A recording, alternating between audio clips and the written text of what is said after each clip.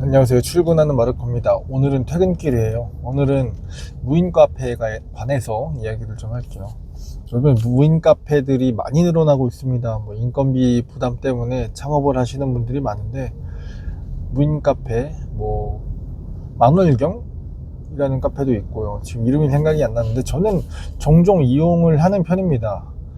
그리고 거기 가서 눈치 볼 거 없이 좀 앉아가지고 이야기를 좀 나누기도 하고, 음료 궁금한 것들도 먹어보기도 하고 하는데, 각각 다 나름의 다양한 방식으로 무인 카페를 창업을 하시고 그 안에도 여러 가지 시스템들이 존재하는 것 같아요.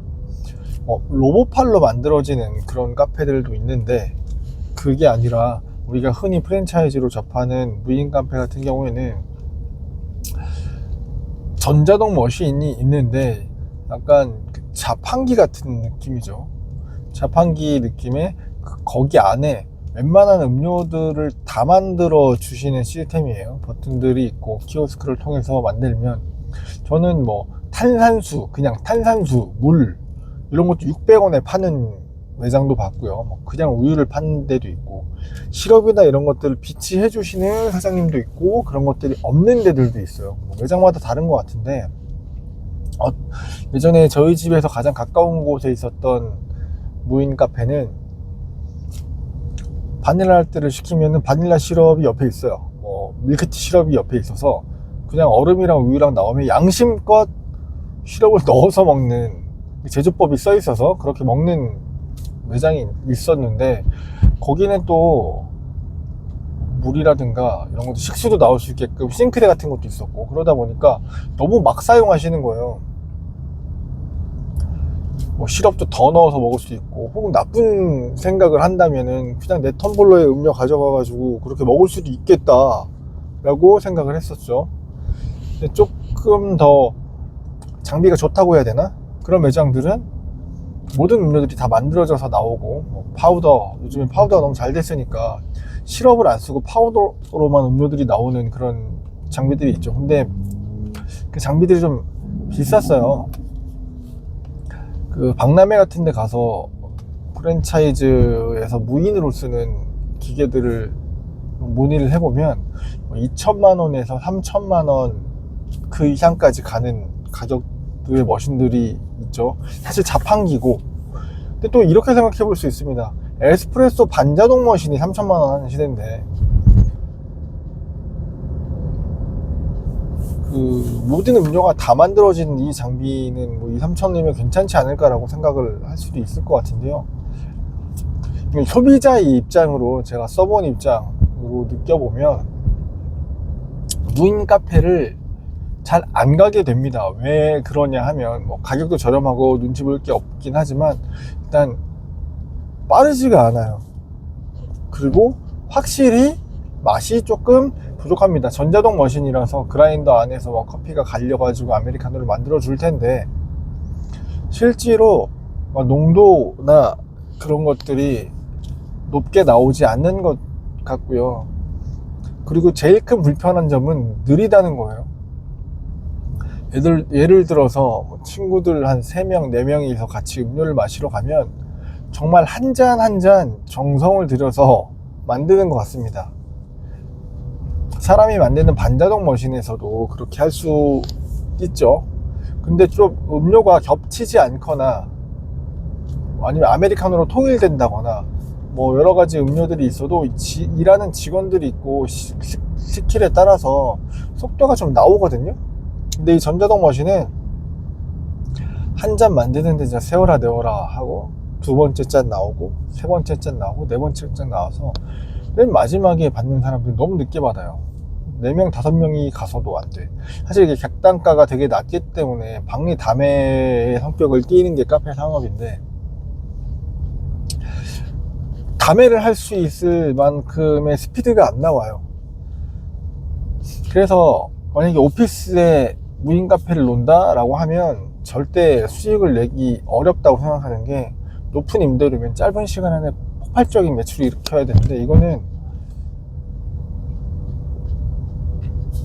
느리기 때문에 일단 안 가겠죠. 빠른 시간 안에 어떻게든 한 잔이라도 더 만들어서 팔려고 집중적으로 그 시간에 사람들을 더 파트타이머를 고용한다든지 이런 식으로 운영을 하고 있는데, 그래서 오피스 근처에는 많이 못 본 것 같고 되게 한적한 주택단지나 이런 데들이 많이 들어가 있는 것 같아요. 왜 그런가 하니 24시간 운영을 할 수 있고 임대료가 낮고 붐비지 않기 때문에 한적한 곳에서 끊임없이 커피를 팔아내려고 무인 카페를 하시는 것 같아요.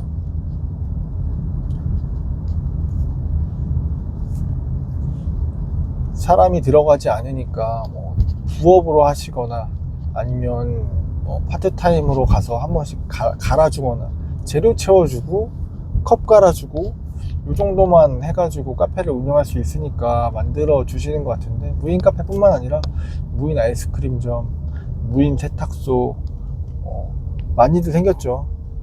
카페는 사람이 필요 없다고는 하지만 은근히 많이 갈 수밖에 없는 시스템이에요. 왜냐면 재고가 그 자판기에 한계가 있어서 계속 쌓아놓을 수가 없고, 컵이라, 그리고 매장이 더러워질 수밖에 없잖아요. CCTV 확인해보고 근처에 계신다면 사업주가 계속 치워줘야 하기 때문에 그 꽉 꼭 그 매출이랑 수익성이 좀 재미있을까? 라고 생각해보면 저는 그렇지 않다라고 생각하거든요. 예를 들면 내가 다른 일을 하면서 부업으로 근처에 상주하거나, 혹은 뭐 핵심 부품은 핵심 재료들을 내가 공급할 수 있다, 내가 가져와서 유통할 수 있다라고 한다거나, 원두 같은 거죠. 아니면 배후에 주거단지가 많이 있고 입지를 좀 잘 잡은 공간이라거나, 임대료가 월등히 낮아서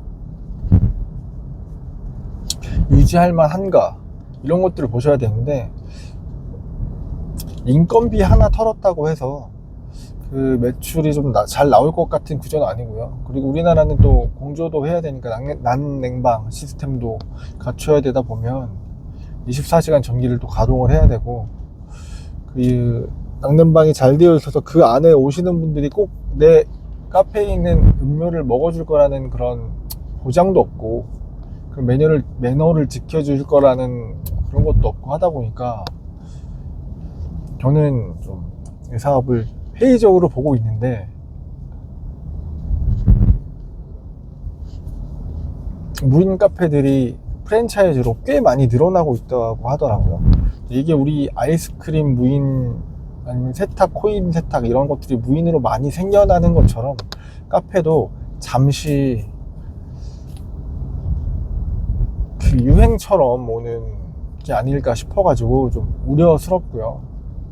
무인 카페를 창업하시려는 분들도 조금 더 진지하게, 물론 다들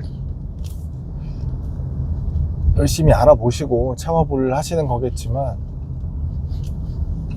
들어가는 그 창업 비용이 그렇게 낮지만은 않아요.